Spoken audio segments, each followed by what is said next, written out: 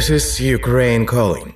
Ukraine Calling is again with you. This is the podcast of the Hromadske Radio in Kiev. I'm Andrei Kulikov, and our guest today is a person thinking of whom I always remember that his official title for some time used to be His Excellency, because this is an excellent conversationalist, an excellent guest, Roman Waschuk. He's now Ukraine's business-омбудсмен, and in very responsible times he used to be Canada's ambassador, plenipotentiary and extraordinary and plenipotentiary to Ukraine. And of course, in some very official cases, he had to be addressed as His or Your Excellency. You're encouraging me to rise above mediocrity in this conversation. Very good. I think that our audience will appreciate this.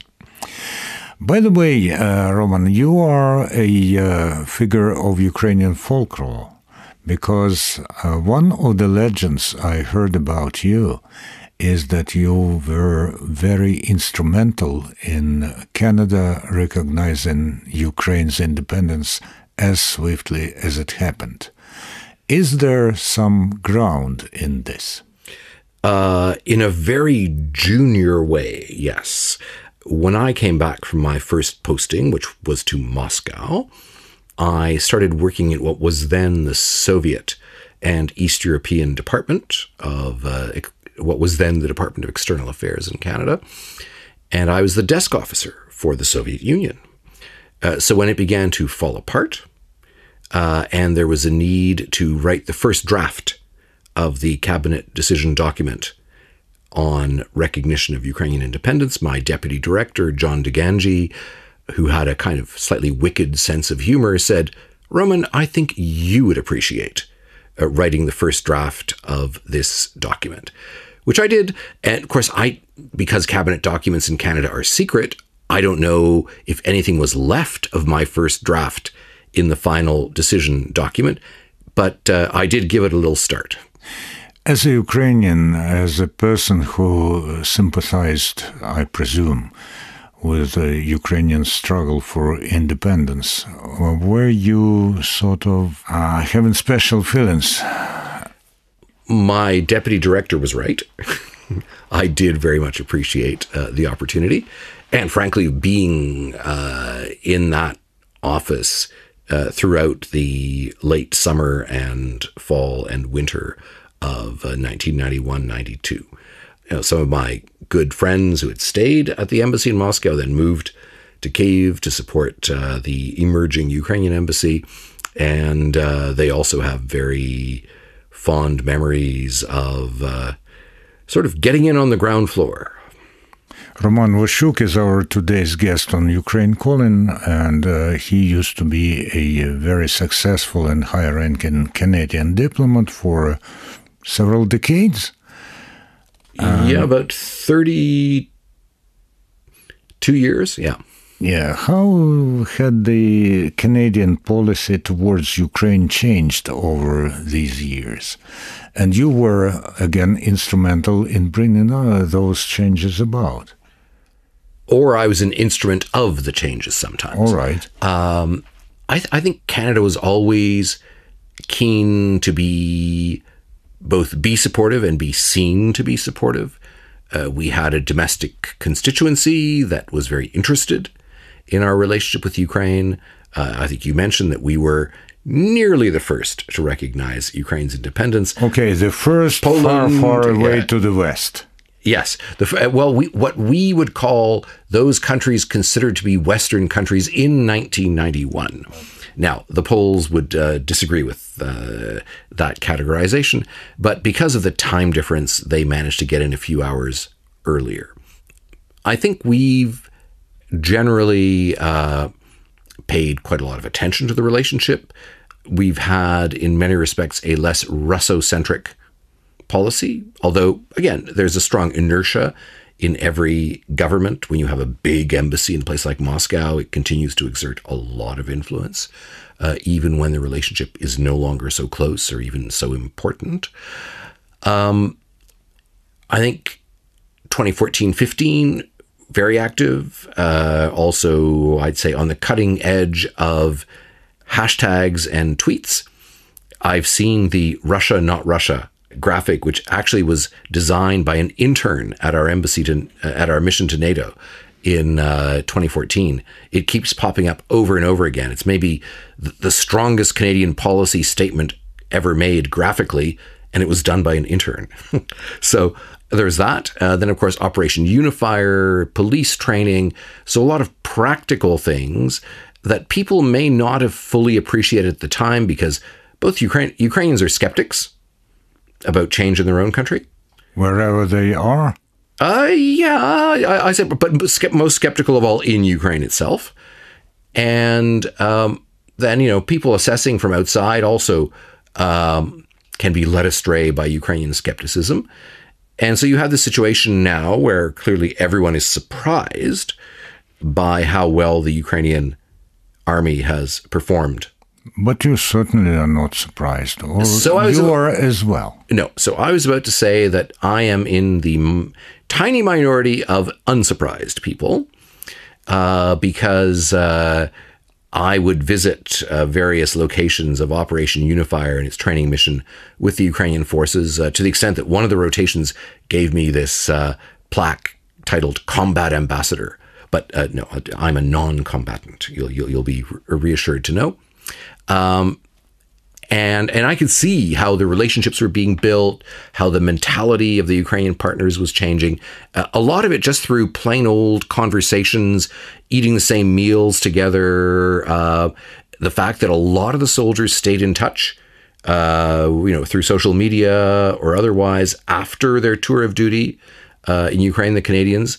I mean, it's significant that, for example, 2 past commanders of Operation Unifier are the senior advisors to one of the big funds that is helping to procure non-lethal equipment, especially drones and other things for the Ukrainian armed forces. So these are people who, through their training mission, developed a deep appreciation for and commitment to Ukraine as military, as policing colleagues. And frankly, a lot of them, I think, in the initial weeks and months, felt a bit of guilt about not being able to directly help their Ukrainian comrades. But they've gotten over it by undertaking all of these supportive measures and activities and being part of, if you will, the deep field presence, sort of back on kind of a reserve front, supporting the Ukrainian forces. Mr. Waschuk, when you became Canada's ambassador to Ukraine, how did your experience of working in Moscow help you to deal with Ukraine? And the experience of working in Belgrade. I came to Kyiv directly from Belgrade. Oh, that I tend to forget. Canadian ambassador in Belgrade, also responsible for Macedonia, now North Macedonia, and Montenegro. I was in Moscow at a time of hope in Russia, when there was more than one Khoroshi Ruski out on Red Square at a time. But also I could see that the imperial mindset was very much there and could come back. What my experience in Belgrade showed me was the fact that when you are the former center of a federation that falls apart, but a federation that was a bigger country that made you feel important, you saw things very differently from the way people saw it in Skopje or Podgorica, in other words, the, if you will, liberated parts. That wasn't Podgorica Titograd at that time? It was Titograd. I think the airport is still TGD in terms of its code. So this kind of former metropolis and then liberated former colony or former part of the state.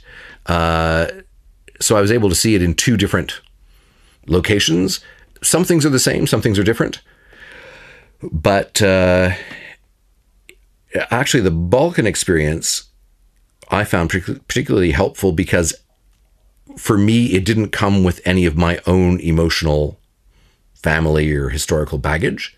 And so maybe it was even more of an objective appreciation of the difference between the central perspective and the ex-periphery perspective on things.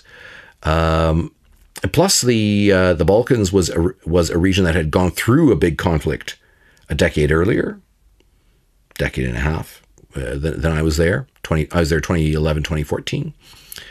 And so you could, to some extent, model the psychological trajectory of both the attackers and the defenders.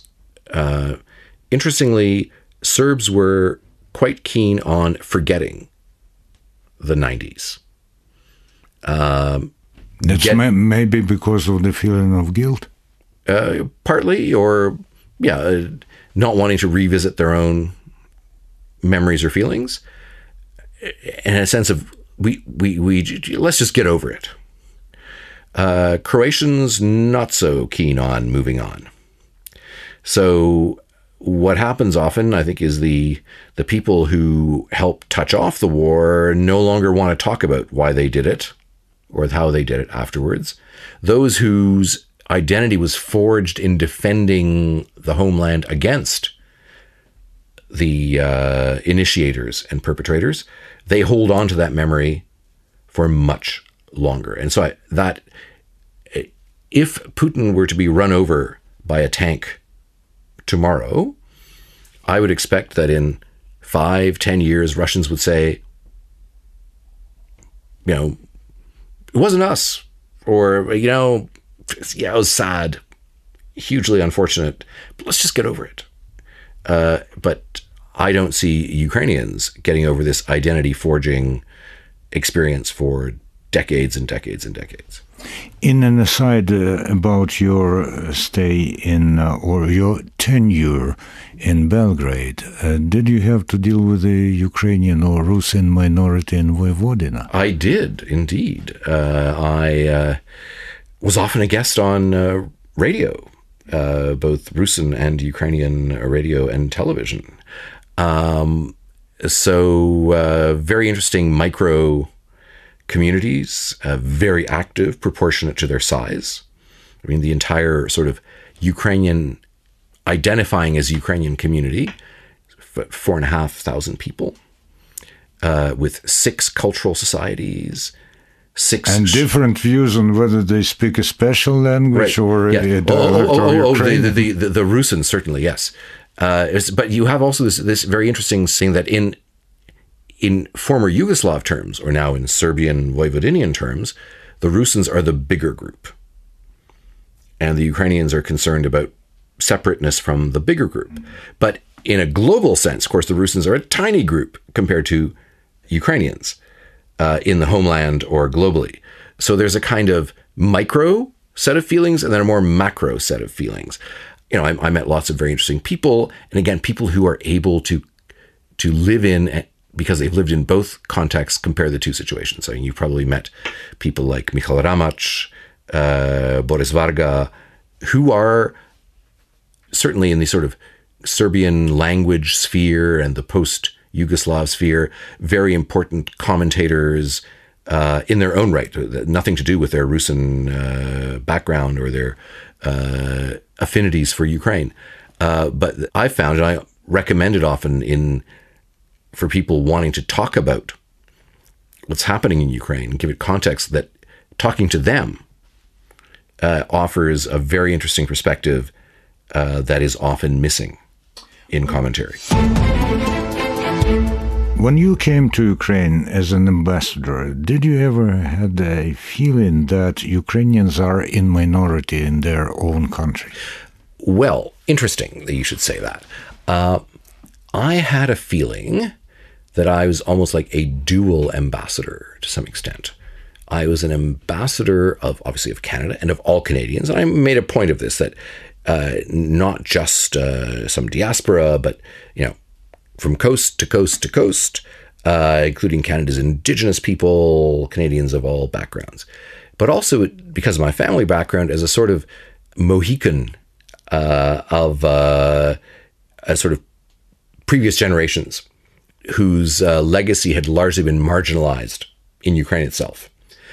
What's been interesting to see over the last decade is how things have shifted. I mean, I have to say, coming back now, even compared to 6 months ago, you sort of wonder, like, where did all these Ukrainian-speaking Ukrainians come from that you see in this, ordering food or wandering the streets or shopping in Kyiv today? I think the answer is they were kind of there all along, except not expressing themselves necessarily publicly because they were suffering cultural cringe from the previous dominant Russian post-Soviet culture. But since I've come from a officially bilingual and multicultural country myself, and I've worked in all these other environments, I also didn't feel that an incredibly kind of militant, guilt-inducing approach to language or cultural issues necessarily works terribly well. People need to be encouraged, and regulation needs to be put in place that encourages the right outcomes. I have to say that at one point, I guess 2018, 2019, when the updated language law was being debated, there were attempts to kind of instrumentalize the G7 ambassadors to stop it from being adopted. I invited my old friend Mykola Kняжицький, who was head of the committee in charge of the legislation, and he sort of contextualized it for my colleagues and explained, that it wasn't blanket, that it was actually based on a number of other countries' approaches to language use issues, and that helped create a more balanced view of what they had in mind. And now, of course, President Putin has disrupted the balance and radicalized individual Ukrainians beyond what any law might have tried to encourage them to do. Roman Waschuk is our guest speaker today on Ukraine Calling, and he used to be Canada's ambassador to Ukraine during very responsible years. And since the beginning of the Russian invasion into Ukraine, and I mean 2014 in this case, not only the 24th of February 2022, Canada was behind Ukraine, Canada was next to Ukraine. But some people would say, of course, because Ukraine's resistance damages Russia. And that's not because Canadians love Ukraine so much, it's because they want to inflict as much damage at Russia as the West generally. In this respect, by the way, I remember a Canadian group called Arrogant Worms, whose song says, "We're the second biggest country on the planet Earth, and if Russia keeps on shrinking, we'll become the first." So how much Canada is interested in shrinking Russia, and how much is it interested in upholding Ukraine's fight for independence? I hate to tell you, but the Arrogant Worms are not prominent Canadian policymakers. Most Canadians, and certainly Canadian politicians, don't think in those kind of terms. There may be countries where people think like that, but it's not Canada. We're too live and let live for that. So I would say the Canadian policy is actually driven by positive feelings about and to Ukraine. So, and in fact, there's a sort of reluctance. I mean, everyone is willing to condemn Russian aggression, but to be strident in it somehow feels to most people un-Canadian. That you need to leave maybe a little space for dialogue, or you don't want to sound like you're really clanking those weapons, even if you're. I think we prefer to actually ship weapons more quietly and not appear to be too militaristic or gung-ho as a country. Now, that doesn't mean individual Canadians or individual Canadian alt-rock groups don't express themselves differently. Speaking of federations and multiculturalism and bilingualism, can we draw some comparisons between the English-speaking and the French-speaking part of Canada in attitude towards Ukraine, since you were representing all Canadians?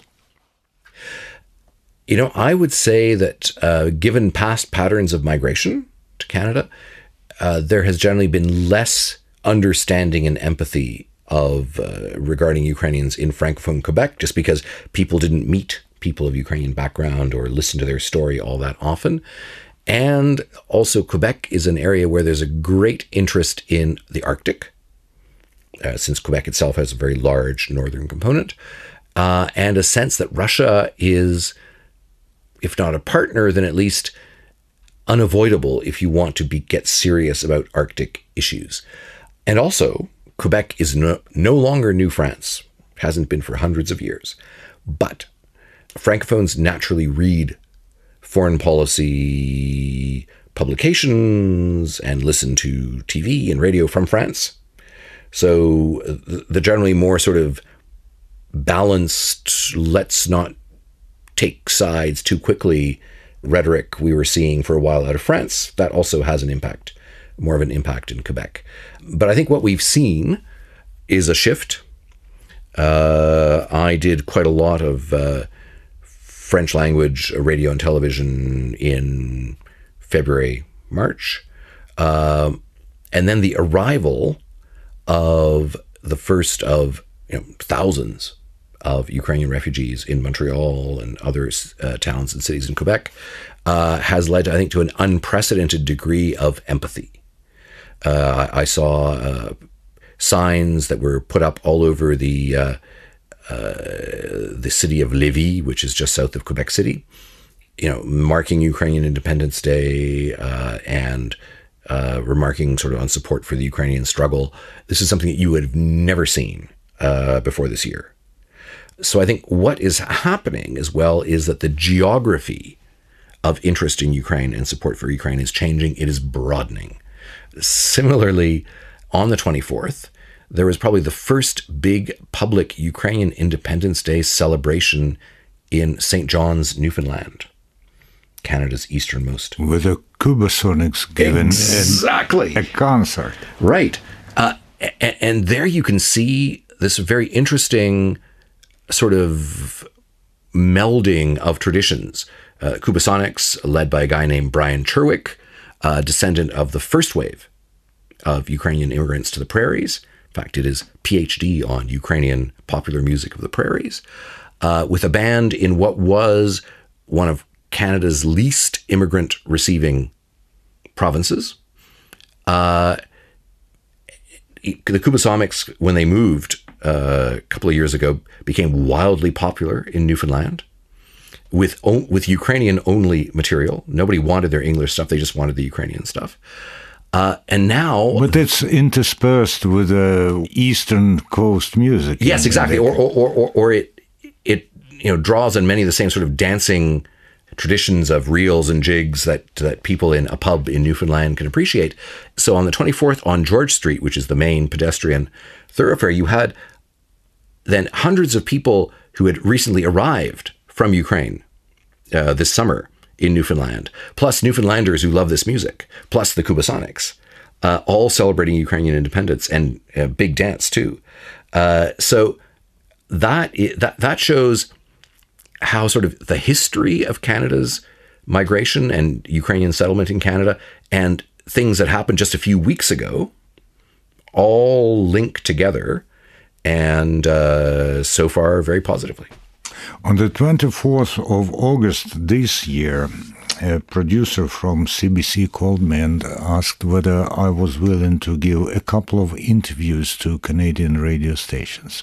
Of course, I said I will be glad, and it ended in 11 interviews for CBC affiliates in different... across the country. Across the country. So I even got to know a couple of new names, like Kelowna. Yeah, all the rest were more or less familiar. And it started with St. John's, and I heard part of the Cubasonics concerts. That's why I know. But the question is, was it just because it was the 24th, or the interest in Ukraine spreads more or less evenly across Canada? It's interesting. And as I say, it's kind of the genie has escaped from the bottle, from southern Ontario, from the southern part of the prairies, or this belt across the prairies. A Facebook friend of mine who was visiting... you believe in Facebook friends? I have met her live and in person, but we're also friends on Facebook. Right. She and her husband were in small towns on the coast of Vancouver Island, and all sorts of houses and public buildings had Ukrainian flags. And again, these are areas where previously there was not much Ukrainian presence at all. So I think people genuinely empathize. The fact is, Canada, which has become in the last 40, 50 years a very globally multicultural country, nonetheless has strong European roots and fought in two European-centered world wars. So a lot of Canadians have a particular kind of emotional attachment to the images they see out of Ukraine, because the images are very reminiscent of World War II, partly because Russia hasn't evolved out of World War II. The artillery, the displacement of people, the trains, all this sort of stuff. So people feel this kind of visceral attachment that transcends ethnic or other boundaries. I saw a photo yesterday of free boutique that some friends of mine, including my sister-in-law, Natalie, helped set up in Toronto. It's called Ukrainian Canadian Parachute. And it's set up like a sort of Winners or TJ Maxx, except it's free for people to come in and pick up what they need, whether it's pots and pans or clothing, but it's arranged to look nice so that you feel like that you're shopping and not getting a donation. But that a woman who appeared to be Southeast Asian background and her little daughter came, and they donated everything that the daughter had got for her birthday to this shop, because the daughter wanted to help and mother wanted to help displaced Ukrainians. So I think it's an unprecedented time, not just in Canada, but globally for Ukraine and its profile. It's tragic. The price being paid is extremely high, but people around the world will never look at Ukraine the same way again. And I mean that in a very positive manner. Before we go back to Ukraine for the rest of our conversation, another question pertaining to the attitudes of Ukraine. I rarely watch videos from Russian propagandists, but from time to time I just have to do this to sort of keep abreast of what they are saying. And the message that they've been spreading for quite some time already is the world has become tired of Ukraine. They do not want to see Ukrainian refugees anymore. They will stop to help them pretty soon, and all this kind of stuff. Canada. Look, we have had, as of last week, just over 75,000 Ukrainians arrive. Over 200,000 Ukrainians have had Canadian visas issued to them. Now, not all of them are using them. Some of them, I think, because it's a free program, they're thinking this is an insurance policy. I'll get one just in case. Nearly 500,000 have applied. And there's no limit. So the Russians, in this, as in many other things, are just lying. And I can also tell you, as someone who has spent much of the last 6 months in Poland, and occasionally in other parts of Europe, that Ukrainians are seen as high human capital people. And this is one of the rare displacement movements where the host countries are sometimes more interested in keeping the refugees than the refugees are in staying. I was at a panel this summer, Baltic Business Forum, where it was a panel on migration and the Ukrainian movement. There were two researchers there, two of them, two women, and they were Ukrainians living in Poland for a longer time, and they'd been studying the phenomenon, doing polling and surveys. And then there were three representatives of business and of municipalities saying, we are working on incentive programs to try and ensure that some percentage of these people stay. Because, let's say, the Katowice agglomeration, municipal agglomeration, we have identified demographic needs, and a number of these people fit the profile of who we need in our communities. And so nobody is going to send people who are this smart, this well-educated, and this useful to their own societies back against their will generally.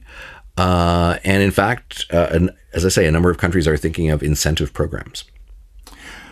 So we stopped for a while in Poland on our way to Ukraine. And by the way, I read some Polish analysis which says in a positive way, which surprised me quite a lot, that Poland is becoming a two-nation country at the moment, because yes, Ukrainians are swiftly approaching almost 12 and then maybe 15% of the population. In major cities like Wrocław, they're now 30%.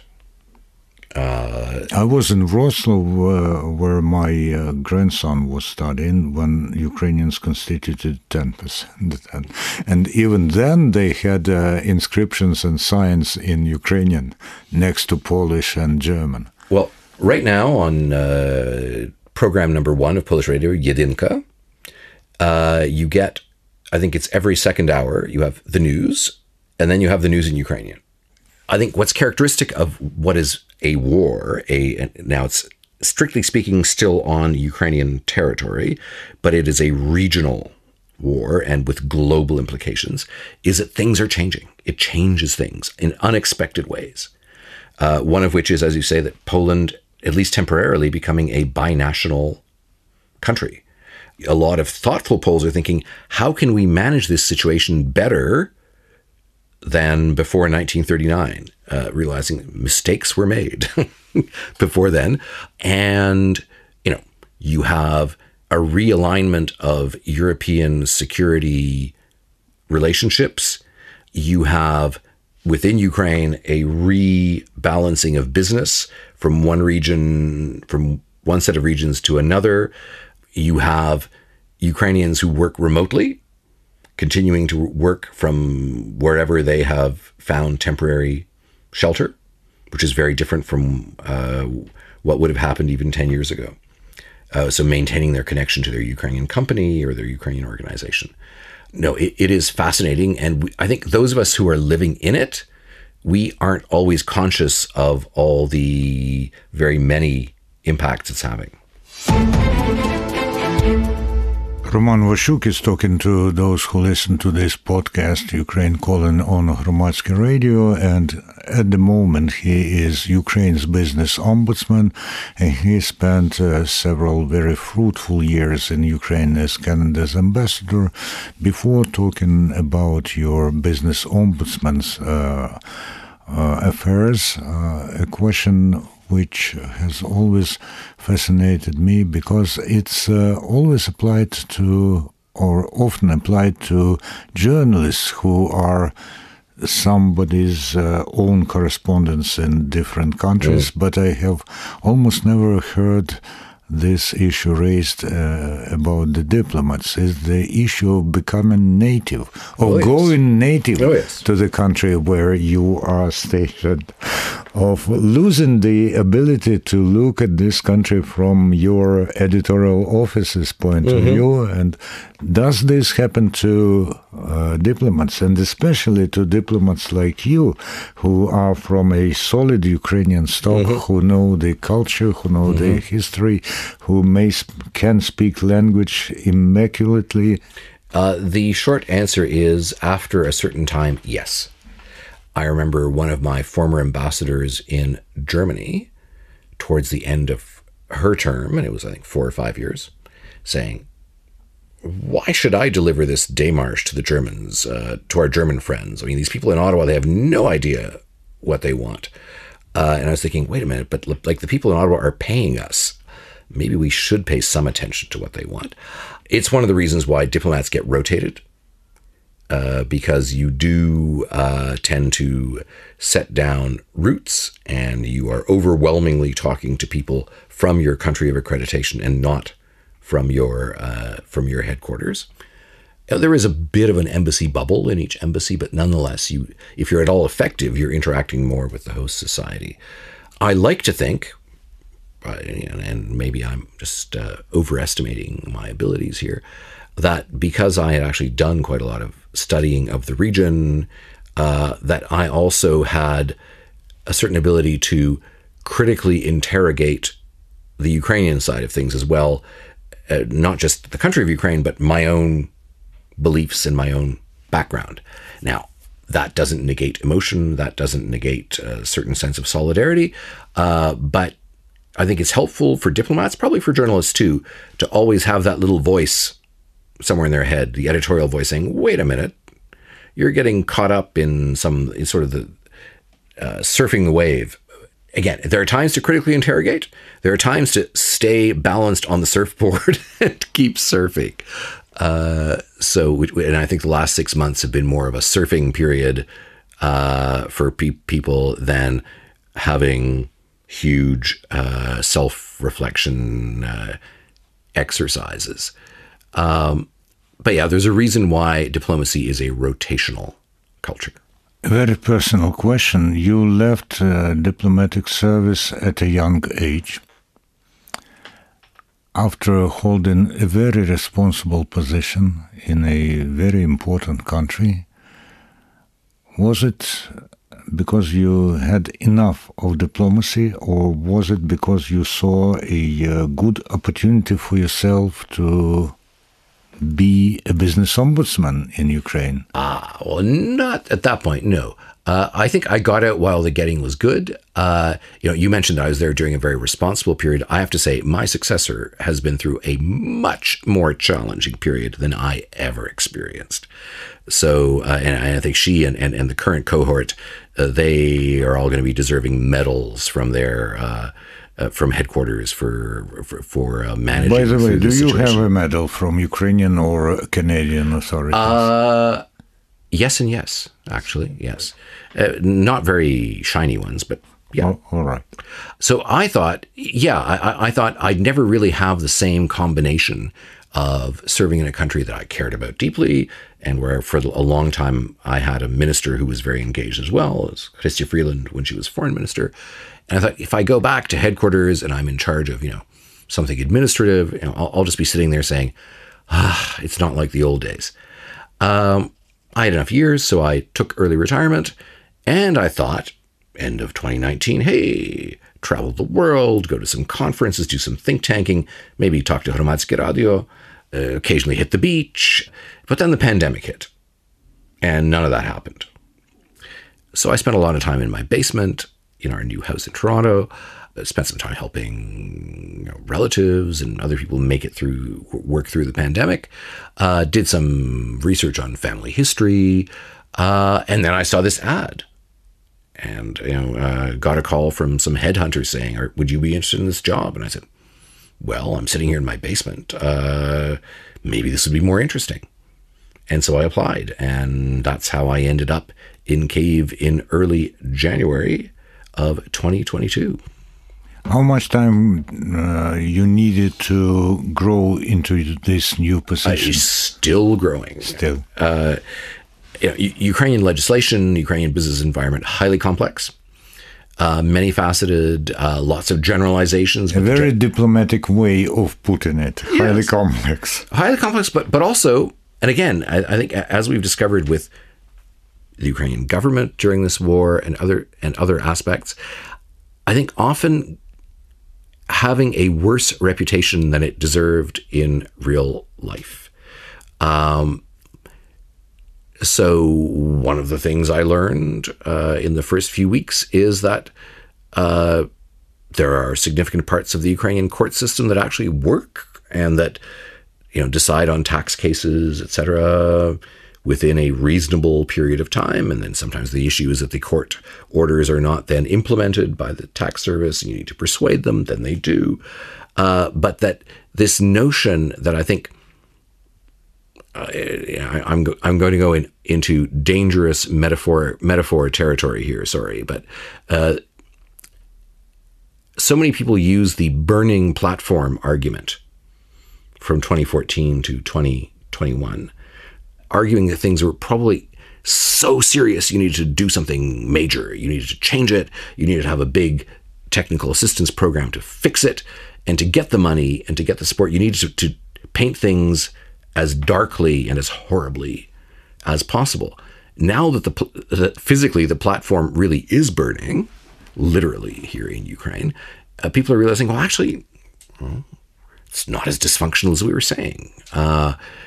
And also, Ukrainians, are they really the poorest people in Europe? Or were they just statistically the poorest people in Europe? And instead, people from 3 times richer Russia come to Ukraine and say, wait a minute, I need to steal your washing machine because you're better off than I am. So there's a lot of assumptions that are being questioned and shifted by this war. And I think there's a sense, and I was lining up in Peremyshl at the train station with Ukrainians who'd been in a lineup for 2 hours, so they're not terribly happy, commenting on the fact that, the world outside is not so amazingly better than life in Ukraine. And say, some of these Europeans, they were saying, they're living in the Stone Age. Like, you can't do anything with your phone. In Italy, one guy was saying to another lady, he said, you realize you eat your meal and you get something written out on paper and you have to take it to this desk somewhere else in the restaurant. There's no QR code. There's nothing. So I think not just in terms of bravery, but in terms of what actually was achieved after 2014, but also in over 30 years, people now appreciate it differently, now that it's so threatened by overt destruction. Maybe just another little anecdote in this. I was also at one point doing a border crossing on foot and legally, I might add. I was not sneaking across the border. It was not crawling. No. Medica Sheheni standing in line with a bunch of people from Kramatorsk who had been evacuated from Kramatorsk, one earlier and others just a few days earlier, who were intending on going to Germany. And one of the things they said is, it's so terrible. Kramatorsk, so much was done after 2014. Our city became so much nicer. And all of that is now being threatened and destroyed. But the thing is that until that threat came, you probably would have had a hard time finding people on the street if you did a vox pop in Kramatorsk in 2020 or 2021 saying, is your city nice? Nah, not good enough. It's only when it's threatened, as one of my Canadian countrywomen, Joni Mitchell, said, you don't know what you got till it's gone. That's what's happening. Ukrainians are appreciating a lot of things about their country more. Things that happen around change our perception of simplest things, of simplest words. And when you said, I said, or I would sit in my basement, you probably guess what I immediately thought of. Yes. Although I understood that you meant another thing, but the picture is here in your perceptions since the 24th of February this year. Well, certainly my appreciation for Ukrainian bravery, which before was kind of abstract. Now it's very visible and very practical.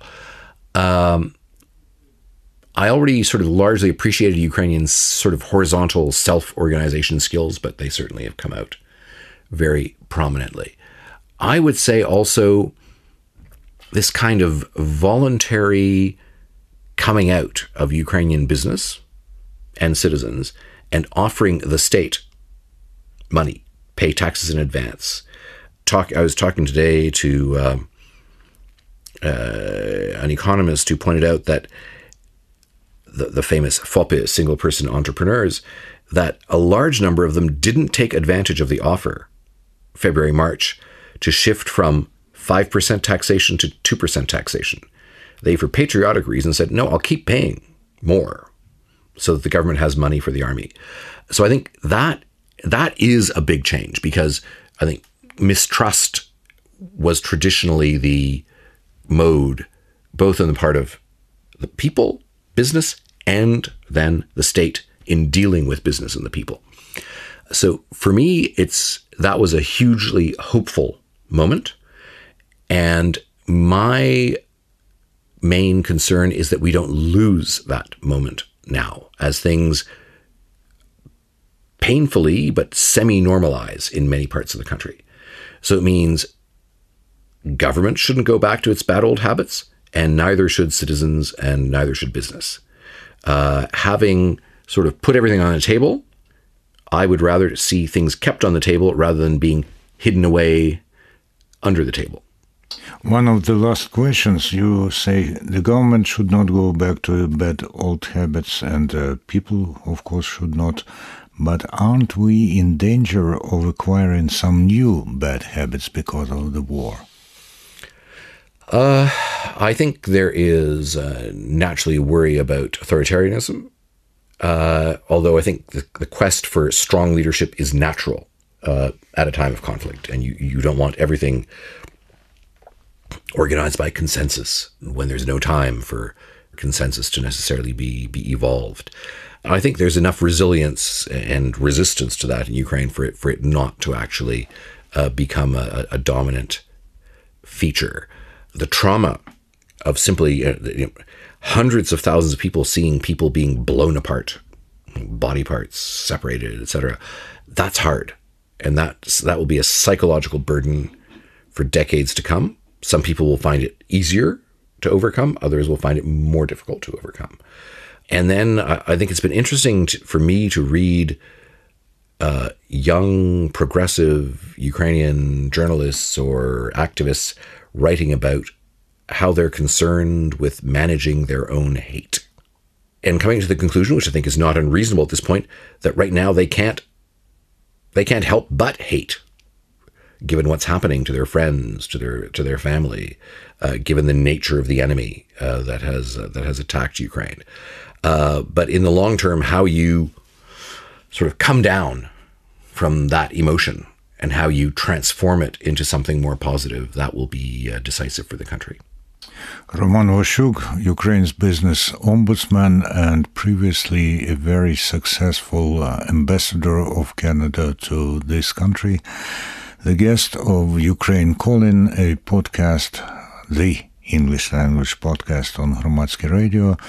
Thank you very much, Your Excellency. And it was excellent talking to you.